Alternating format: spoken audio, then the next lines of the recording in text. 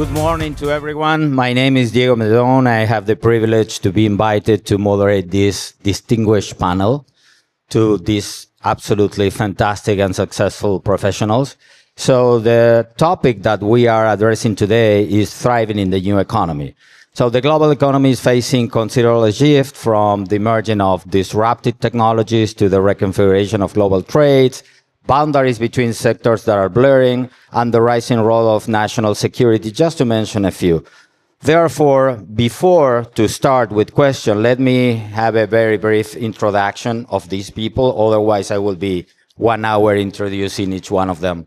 So I have to my left Kamran Osair. Kamran serves as the CEO and board member of VisionNet System. In this role, he oversees the global operations. He has 30 years of experience in the IT service industry and brings a wealth of expertise in strategy development, technology practices, and business management. Also holds an MBA from the Wharton Business School and Master of Science, Computer Science from University of Wisconsin. Then we have Leslie Samuel Rich, who leads the Green Century Funds, a topic that is very interesting nowadays with everything that we are facing globally, which has about 1 billion in managed assets and has grown significantly since she took the helm on 2012. As the leader of Green Century Funds, Leslie has been an articulate and influential voice in promoting environmental and sustainable investment. Then we have Frank Holder, which is the founder and CEO of Holder Partners. Prior to that, Mr. Holder serves as the Chief Operating Officer of a global engineer and consulting and financial services firm with offices in 28 countries. He's a very accolade professional. The firm more than doubled revenues while maintaining the industry-leading margins during his tenure. Also, he previously was the chairman of Latin America as a member of the executive committee in a publicly traded company.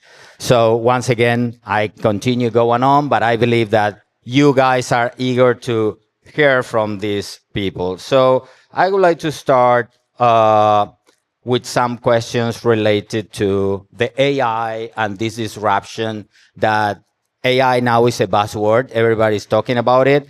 And we said always that it's not just technology.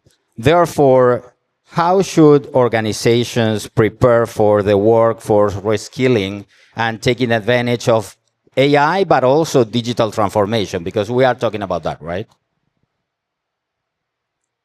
So good morning. Thank you for the opportunity and really glad to be here with all the esteemed colleagues. So AI, as we all know, is nothing new, but what is happening in the industry, and I'm fortunate to be part of the technology industry where we get to work with a lot of leading enterprises. And what we observe is that it's reaching an inflection point where pretty much every facet of life is being affected by it, right? Whether how we work, how we get to work, how productive we are, and especially, of course, in our personal lives. But for large organizations, some of the challenges that you have to face is, first of all, for AI to be effective, it requires a vast amount of data. And that data is, in most organizations, is really encapsulated in a lot of silos. The quality of data is not that great. So we were just talking about it before in a lounge, that if it's garbage in, garbage out kind of a phenomenon. But to really harness the power of it, you have to, first of all, put that data in a structured format. You have to get it into a form that could be used by the models. It could be utilized by the models. So that's one big challenge that organizations face. Secondly, of course, you touched upon it, the talent side of things.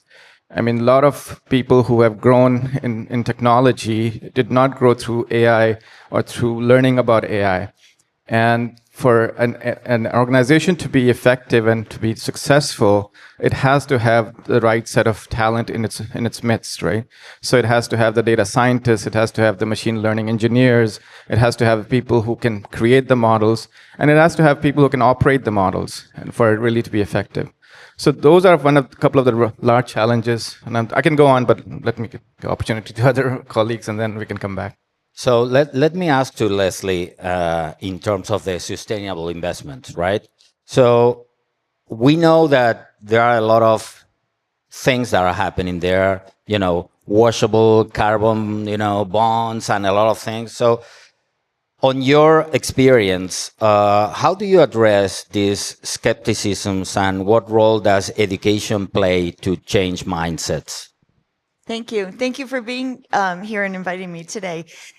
I think education is really key to understanding sustainable investing because there are so many misconceptions and myths around it. And so most people remember sustainable investing from the very early stages when it was excluding so-called sin industries, which was just gambling, alcohol, and tobacco, but it's really evolved since then. One of the biggest misconceptions, which I have been and my colleagues have been speaking about, is unpacking the differences around different approaches, and there are many, many different approaches. So there's not anything that is actually ESG investing, if people are familiar with that acronym. There's ESG data, and you can use it in many different ways to do investing, as an example. But the other part, which always really gets people stuck, because I think there is deep interest among individuals and institutions to do this kind of investing, is the myths around performance. And so sustainable, quote unquote, funds can perform well. They can perform poorly, just like any other investment vehicle. And so to label them one way or another in terms of performance is just inaccurate. And that is what maybe we'll unpack later, but is also one of the biggest myths out there, as a barrier for people who want to do this. Thank you, Leslie. To you, Frank, now. So we are living in a moment very interesting in terms of geopolitical risk. We have a war running for a long time now. So this geopolitical instability is prompting nations to rethink supply chains. As you are a global company, you need to figure it out how you deliver to your clients, considering that there are energy topics and raw materials that are coming for some areas that are in conflict. So how you believe companies can balance the need for resiliency in terms of cost efficiency, manufacturing, and supply chain? Thank you for the invitation as well, and thank you for the really simple question you asked me. I think if people knew how to solve that, they probably would be very happy right now. But I think you have to take it back a step. AI in general is a transformative suite of technologies and educational initiatives. It can be a very positive force in the world, but it's also given rise to something people are calling techno-nationalism. And techno-nationalism is very real, and it's a danger to increasing world growth, harmony, sort of. It's a risk to the current world order that we have. And the point you just made for companies who are sitting in the middle of this, it's kind of complicated. So you've heard recently a number of sanctions that have been put out to protect local local technologies from other countries. So the US is prohibiting the export of certain kinds of devices to China, for example. The Chinese have talked about similar sort of tit for tat sanctions on their side. This will slow down the development of AI, and it will slow down that transformative process, and it could create some real risk in terms of the way geopolitical power is seen. So if you're a multinational corporation and you have production in multiple jurisdictions and you need to supply certain things to certain markets, it really becomes tricky, because rare earth minerals, for example, or other basic types of input to your production process come from certain parts of the world that may be in the process of being restricted from receiving technology from other parts, right? So what a lot of companies have done, which seemed to make sense, was, well, I'm gonna prioritize resiliency over efficiency, and I'm going to bring my production from China to Mexico, for example. That sounded like a great idea. And then President Trump said, oh, I'm going to put tariffs on Chinese goods, and suddenly the math is different than it was before. And I'm not saying that's going to occur, but it's that kind of planning that makes it really difficult. I think the first statement you made is the most accurate one, which is finding a balance. You can't completely forget about efficiency because it's inflationary. You know, people are like, oh, I saw a lot of economists questioning why there was so much inflation over the last few years. And it's like, well, why is nobody looking at the fact that we are trading efficiency for resiliency? And that has an internal cost that goes beyond whatever's going on with the interest rate that the Fed is setting and everything else. But by the same token, you have to think about resiliency very carefully, because what you think may be increasing your resiliency maybe isn't. So the US has a real problem. We're producing, for example, molecules in the pharma industry, but we actually can't produce the final product. And so we're producing the molecule, shipping it to India, and then bringing it back. And we're doing the same thing with nanoscale semiconductors. We've invested all this money in semiconductor factories, but we actually can't produce the finished products. We send it to Taiwan and then send it back. And so I think it's a very complex question you've asked. I don't think there's an easy answer, but there's a balance that has to be found there. Thank you, Frank. Very, very thoughtful answer. So going back to you, Leslie, in terms, you mentioned the ESG. So what are the key challenges investors face when pursuing sustainability goals? And the following question should be more on what about the regulatory frameworks that are impacting this type of investments? I'm going to answer them in reverse order, if that's okay. So there are regulatory frameworks in Europe that have been really promoting sustainable investing, and there's new rules that companies and firms across the world are trying to meet to get up to the standard to be called like the greenest. There's 9 levels. If people are familiar with that, I won't go into. Yes, they are. Okay. I won't go into a lot of details. And then here in the U.S., there's, under the current administration, the SEC has issued a number of rules, including the naming rule, which basically says the name of your fund or strategy should reflect what you actually do. So you can't have a green bond fund that invests in treasuries and call it a green bond fund, for example. And so I think that the industry has evolved, and so now the regulations in some ways are playing catch up to those to reflect it. So the regulations are trying to sort of rail in the kind of wild, wild west of the US here in terms of everyone was putting out all sorts of products without a real basis for those strategies necessarily in their process, and have gotten, in some cases, gotten caught and gotten fined. And so now they're peeling back. But the regulations, at least here in the US, are playing catch up. They're not really advancing what it is. And in Europe, they again are sort of, I think, changing some of the ideas of what sustainable investing is. And there has been a number of fights over the last couple of years on, does coal belong in sustainable investing? Does gas? Does nuclear energy? And for the most part, it has gotten a little bit weaker in terms of what the definition is if you start at the most stringent level.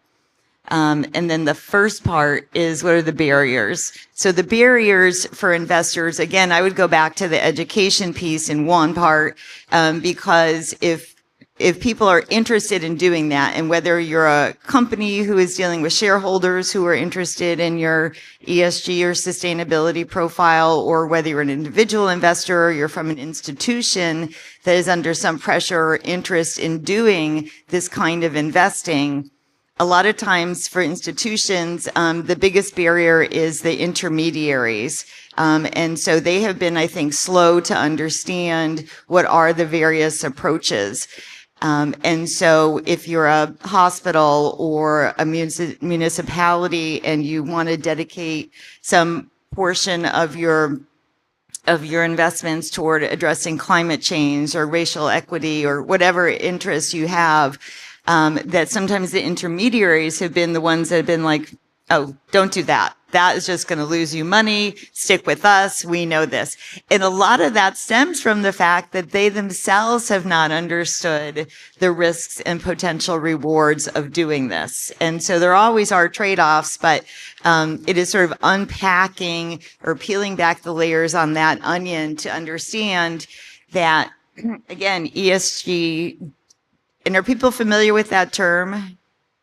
I see a few heads. It stands for environmental, social, and governance, or ESG, a terrible acronym by all counts. And you can use it in so many different ways. You can just apply the environmental pieces. You can apply just social. You could just pay attention to the separation of chair and CEO, and that would be your fund or your strategy. And so if you are interested in doing this, or people you know or institutions you know, you should really be pressing your intermediaries or financial advisors to find the solutions, because there are solutions all across the spectrum, whether you want a very light touch or you went, private equity impact investing. Thank you for that, Leslie. So going back to you, Cameron, what industries are leading the adoption of AI, and what lessons learned can others, copy or improve from that? At the same questions that I made to Leslie, because if in ESG or environmental issues, regulation is playing catch up, in AI is not even close to that. So what are even that conversation at the ethical part of AI, at the regulatory aspect, what you are thinking about, what will be the next future? So thank you for the question. As far as the industries are concerned, we see a different level of adoption across different industries. But one of the common things that they grapple with is really finding the right use cases. I mean, there are some very obvious ones. For example, I'm in the field of technology, so in a sense, we are a little bit more adopters of AI, even to create our own dog food, for example. So we do a lot of product development, code development, and that's where AI can help a lot. I mean, like solutions like Microsoft Copilot, for example, or GitHub Copilot. These are solutions which help our industry create more productive kind of engineers, right? So that in that sense, you can see that we are in a sense leading that adoption. But beyond that, if we go to, like, for example, pharmaceutical or retail or financials, their challenge really becomes, a lot of them are playing around with POs, like what we call proof of concepts. So they have some idea, they don't know what the ROI would be, because AI does require a lot of investment. Beyond the talent, they need investment in terms of cleaning the data, in terms of setting up the infrastructure, technology infrastructure, finding the right, hiring the right people. So they want to make sure that they are working on the right kind of questions. So we have seen a lot of good use cases in pharmaceutical industry, for example, in terms of the drug research and because that's a lot of it is knowledge based. That's where AI can play a huge role. We have seen good adoption in insurance, for example, like looking at claims and looking at other scenarios where there's a lot of data involved, and AI can do a good use cases around that. And we've also seen in financials, fraud detection and some of those kind of use cases. So that's what we have seen. Thank you. Going back to you, Frank, let's go for the positive now. So you've been exposed at the global level in different countries, different regions. So what role does regional collaboration play in navigating geopolitical challenges? So I think it's fundamental, regional and really, it's hard to imagine global cooperation. It's very difficult. Anybody who's ever watched a session of the United Nations or watched the Security Council constantly abstain and veto measures understands how difficult global cooperation is. So that means that regional cooperation is actually kind of the most effective, usually the most effective body in terms of functioning. I think when it comes to technologies like AI, you have to think that they are, a lot of people talk about disruption, but they're also transformative processes, right? And one of the big problems that the world economy has had for many years is a stagnation of productivity. So productivity gains have been very hard to find, excuse me, over the last decade or so, maybe even a little longer. And the US economy for the last couple of years has outpaced most of the big economies in the world due to productivity gains. And I'm not saying that's all because of AI, but it is in part because of adopting some of what we were just talking about and having it work more efficiently across certain industries. There are other probably bigger drivers, but I do believe that AI is a force for increase of productivity, and it also is a force for to assist in regional cooperation and collaboration if it's utilized the right way. When you think across everything from national security, where cyber attacks are a very big thing. AI is actually very useful in protecting against some kinds of cyber intrusions. When you think about cooperation regionally between countries, there are efforts to try and govern the way AI is utilized and how it's deployed, and also share information. One of the big problems we have is if the world ends up splitting in half with regards to these technologies, the access to massive amounts of data is obviously also cut in half, and it will limit what AI can do. So, given the answer, another question now going more for the private sector in terms of what strategies should business employ to engage with policymakers effectively in order to address these kind of topics? Well, so I think engaging in the first place is important. So a lot of times the private sector, it's difficult for us to think across the governments as anything but, in many cases, an impediment to our growth. But actually, there are a lot of forward-thinking governments. We have them right here in the state of Florida, who try and incentivize and assist in creating the right environment for growth and harnessing these new technologies. So I think first of all, it's engagement. And then secondly, it's trying to look a little bit beyond your own very specific need to the broader ecosystem and helping grow that and helping the regulatory environment to catch up to the ecosystem. That's a problem in tech in general. The tech ecosystems are usually way ahead. Fintech is that way. It's just very difficult for governments to keep up with it. So the private sector can help out with that a lot in terms of that engagement.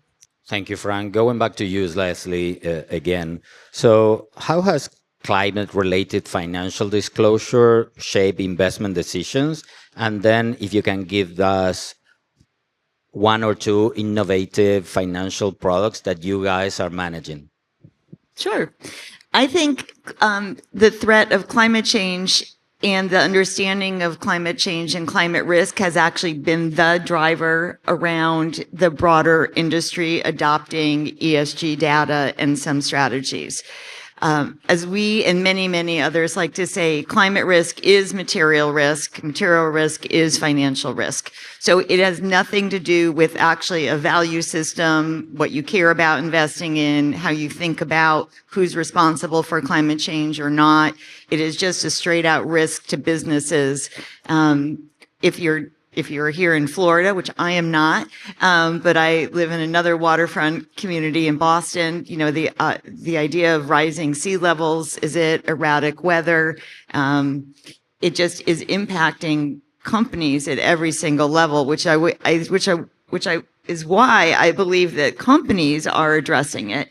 And so because of that, investors are looking out across all the different sectors and going, okay, how is this industry going to be affected by climate, and this one, and this one? If you just take the insurance industry, which has, been thrown upside down around this in terms of claims and actually cutting off some coverage in California. And on the other hand, they're still financing or not prohibiting financing of some fossil fuel projects.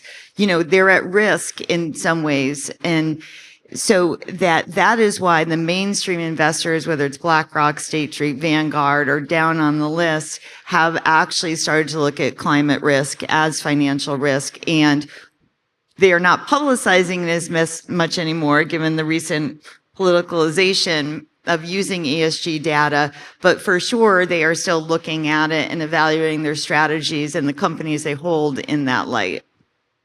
Thank you for that. And now I would like to intertwine the topics so each one of you can jump and answer the questions. All right. First one is, what is the most transformative action businesses and governments can take today to ensure they thrive in the face of digital, geopolitical, and environmental disruptions? So from our perspective, I think the key thing is that to develop the infrastructure. I mean, and infrastructure is not just the physical infrastructure, it's also the talent infrastructure. So, of course, the physical infrastructure in terms of connectivity, in terms of investing in the right technologies has to be there. But then equally important is the people or the talent infrastructure in terms of people who can utilize those technologies, who can really play a key role in that. So creating, for example, just taking AI as an example, organizations have to think about creating specific roles for AI in their own businesses. I mean, I've seen chief AI officer now being talked about, right? Or AI, office of AI being created and so forth. So thinking like that in terms of, creating those specific roles, and then of course upskilling their talent. There's a lot of online learning programs that are available. There's a lot of upskilling that can happen or cross-skilling that can happen. So those kind of things that the government should, the business should think Frank, about. you want to add? Yeah, I totally agree with him.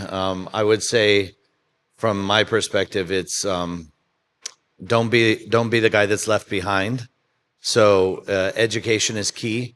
One of the biggest challenges in these kinds of transformative technologies and environments is not to have the right kind of knowledge you need in order to take advantage of what's out there. And so you very quickly will fall behind because you don't have the requisite skill sets. So that would be the first three places in my list would be education, education, education. And even as a private sector company, I mean that. So invest in educating your employees and executives.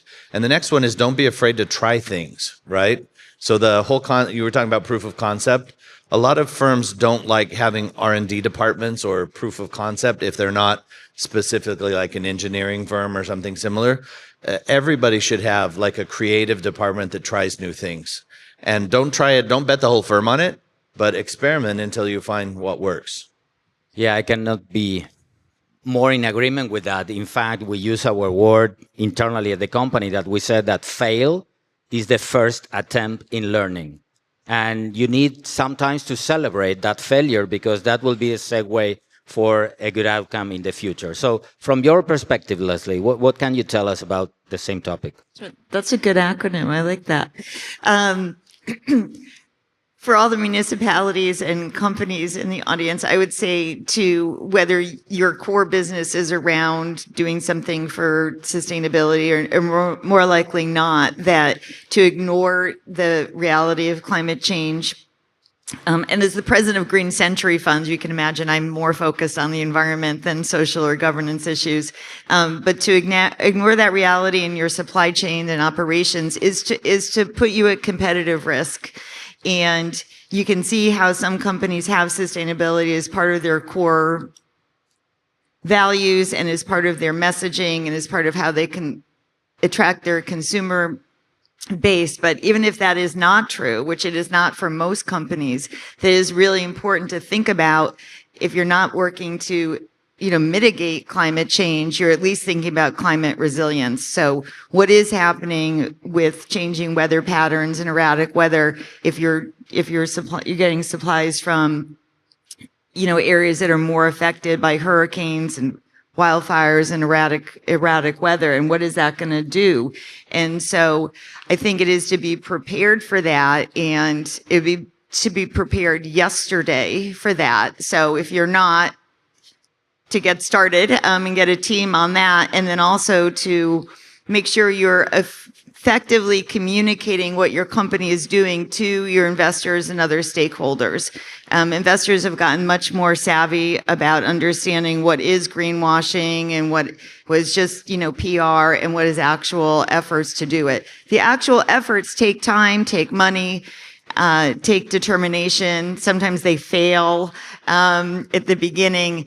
But investors do appreciate it. At Green Century, we do a lot of shareholder advocacy, which means that we are engaging with the companies, about 700 across our funds, and asking them mostly about their environmental approach to it. And it is pretty easy to sniff out which companies are rolling up their sleeves and trying to do something on it, and others that are putting their PR and comms person on the first call. And those are the ones that are not prepared and are going to be in bigger trouble, I think, in coming years. Thank you, Leslie. So that also triggers me. Sometimes we are very good to prepare to-do list, right? And prioritize and do things, but not very good on to-be list. What type of leaders do we want to become? What type of companies we have the aspiration to grow? And that also set the tone to say, okay, what are my gaps in strategy, structure, process, people, technology, and trying to build a map to accomplish that. So on that regard, thinking about the future, because if you are willing to prepare a future-ready company, you need to start from that vision to the future and roll back to today, not take the history, because that means that you know things, and if you are a knower, you are always looking for the past. If you are a learner, you are seeing for the future. So if you could forecast and define, and this is for the entire panel, a trend in the intersection of technology, sustainability, and geopolitics over the next decade, what it would be, and why should we start preparing now for that? So I think we've been talking about it. I mean, AI definitely is one of the major trends. Just to give you a perspective on from a numbers standpoint, right? So last year or so, or maybe 1.5 years, venture capitalism, that's a little bit of an indicator of what's coming. So venture capitalists have invested $50 billion in startups around AI. The second largest or second most valuable company on the planet today, and it could change, of course, today is NVIDIA. Most of us know about NVIDIA. Its valuation is $3.5 trillion, just second to Apple, and actually more than Alphabet, more than Microsoft. So that gives you an indication of where the money is flowing, of course. And usually it's not a guaranteed indicator, of course, but it is an indicator. The other thing which we haven't really talked about is green technologies, I think. They're also getting a lot of investment. I mean, last 24, 3 trillion was invested in overall energy sector, but 2 trillion out of that, and this is worldwide, is into green technologies, which includes solar and wind and so forth. But the unfortunate part of that is only 15% of it went into emerging markets. So still a lot of that investment is being used by the first world or developed world kind of countries. So those are the things that businesses have to think about, and they are thinking about it, but I think they have to really seriously think about it. I was going to say clean energy. So it's a nice overlap. I would say clean energy, as you can see, the bigger companies are trying to get their own energy supplies, whether it was originally buying wind farms or now companies are going in to restart or start nuclear reactors, which is a whole other discussion, but that's not for here. In a changing geopolitical world, it is important to think about first how to conserve energy, because it is not always just finding new sources of it. There are lots of ways to reduce not only the carbon footprint, but actually the money and risk you are having by using older technologies. And so I would start there. Conservation, it seems so dull and boring, but it actually works. There's no reason to have all the lights on in your companies 24/7. And then also the clean energy nexus is where it is at. It is a fast growing sector. It took a little hit right after the election in terms of stock performance. But with, at least here in the US, with IRA bill, that much of that money is headed toward red states. The current administration is trying to pay a lot of it out. And that is really is a huge influx, the biggest influx of money in clean energy that has ever happened. And it really is going to transform some of the sector. I think it's about balance, just like so much in life is. I mean, one of the problems or challenges we have with AI is that it uses gigantic amounts of processing. And if you see one of the biggest investments, not in clean energy, it's data centers. And gigantic data centers going up everywhere consume an enormous amount of energy, and turning our lights off is not going to counterbalance 200 new mega data centers. So one of the things we do have to consider is what kind of incremental advantage you get out of a massive amount of additional processing. So, we talked about this before earlier, but right now AI is mostly based on pattern recognition. It's the main technology that people have adopted in advancing it, and it's hit a bit of a plateau in terms of how much more information and how much more power you can throw at it and how much more you get out of it. So OpenAI and others are trying other models now, reasoning models, to see if those will help with that problem. But I think if we're all talking about our own priorities, it's balancing how much you need of that versus how sustainable that is over time, and at least having an idea and a plan about it rather than just sort of walking into it without thinking about it. Thank you, Frank. And one of the last one for, once again, the entire panel. Imagine that we have the magic wand and we can touch each decision maker, whether it's private or public. So what is the one piece of advice that you guys would give today to these decision makers to position themselves for long-term growth and stability in this rapidly evolving economic landscape? You can go first. Wow, we're all looking at each other on that one. I think it's more complicated than that. I don't think there's really any one thing that would make a fundamental difference. I do think that the polarization we've seen in the political scenario in most countries, not just the US, is not conducive to long-term policy making. So one of the things we talk about around the world is institutional stability rather than political stability. And many countries actually achieved enormous growth over time if no matter which party was in power, they were able to advance a set of fundamental ideas that everybody agreed on. I do believe that some of those ideas still exist, but because of the polarization, they've gotten out of whack. And, we didn't talk about it much, but ESG has become a bad word in certain parts of this country, for example. And it's set us really at odds with the EU in terms of what they're trying to do. And it makes it very difficult. As a company, you get whiplash trying to comply. And the compliance environment's similar. When you look at the regulatory sphere, there are different kinds of Foreign Corrupt Practices Acts in like every region of the world, and some of them are contradictory to each other. Data protection is another one. So, privacy. So we have a lot of areas that could do much better if we just had a few things that we fundamentally agreed on and could move those forward across political alternancy. Thank you, Frank.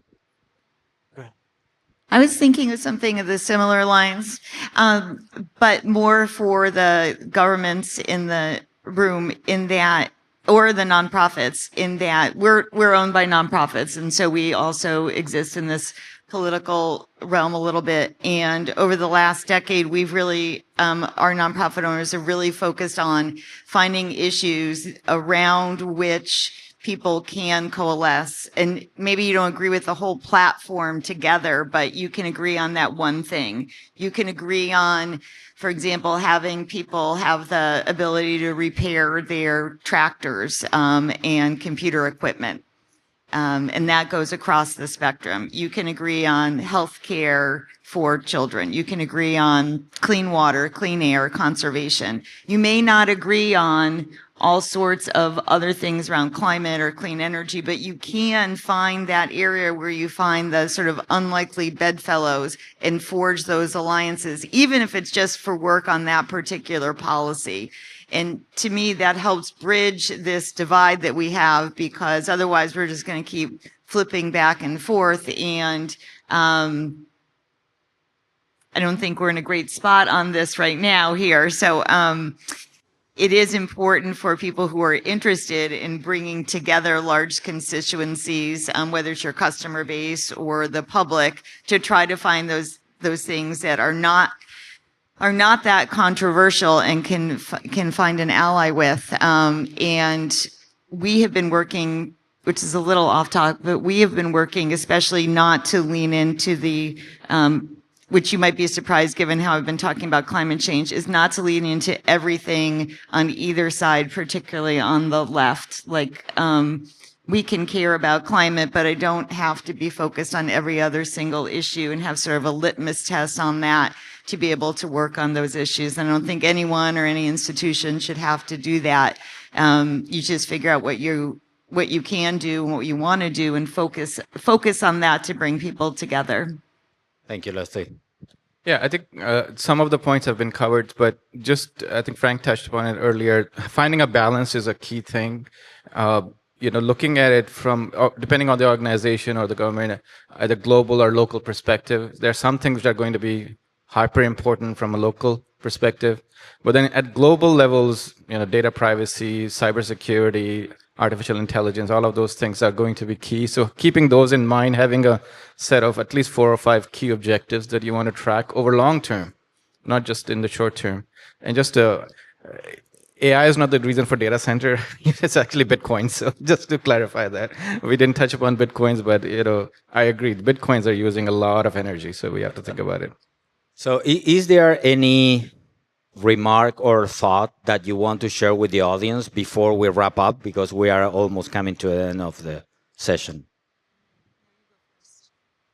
I think a lot of the thoughts have been covered. So thank you again for the opportunity. But as we have all talked about, there's a lot of different perspectives that you can look at things, and it's as leaders we have to look at those different vantage points and even have a debate in terms of there may not be one clear answer, but there could be a lot of different perspectives. So then as leaders, you have to see what makes sense for you and what makes sense for your organization or your government or your local community. I would just offer, if anyone in the audience is interested in learning more about sustainable investing, I promise I will not pitch you on the Green Century funds, which are largely not appropriate for folks in the room, but I am part of my role is to help more institutions and governments and individuals understand it. So please, for the next day or so, use me as a resource, or afterward, I'm happy to tell you what I know, or put you in touch with people who may be able to help you.